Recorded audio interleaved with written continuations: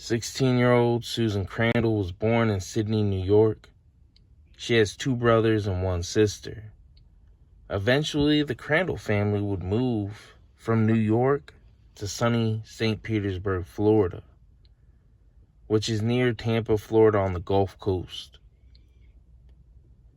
The family lived in the area for about 9 years before their whole life would turn upside down. Susan was at a party with some friends at Crescent Lake, located 22nd Avenue, 6th Street North, on September 14, 1973.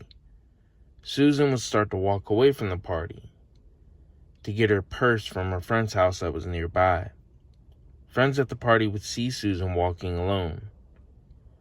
She said to her friends that she would be back after she got her purse from her friend's house. Nobody would see Susan return, though, and her friend said that she never returned to get her purse either.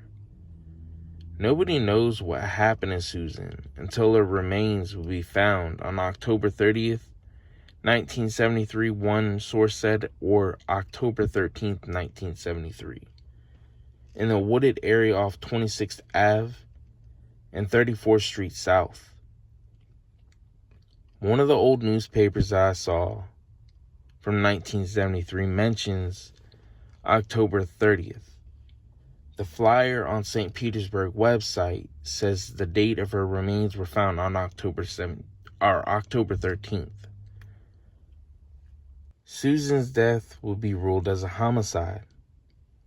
Investigators have never released her cause of death. Everybody at the party will be interviewed. Nothing came from this, and leads ran cold pretty quick. Investigators never released if there was any sexual motive to the murder, or if there are any persons of interest or suspects. 16-year-old Susan Crandall will be buried at the Royal Palm Cemetery. A little bit about Susan. She was a senior at St. Petersburg High School. She was a member of the Rojans Club at the high school also. She was a member of the local church, Euclid Methodist Church. There isn't much else out there. Investigators have kept the details pretty close to the chest. If you do have any information, you can contact St. Petersburg PD Homicide Unit, 727-893-7164. Stay safe out there.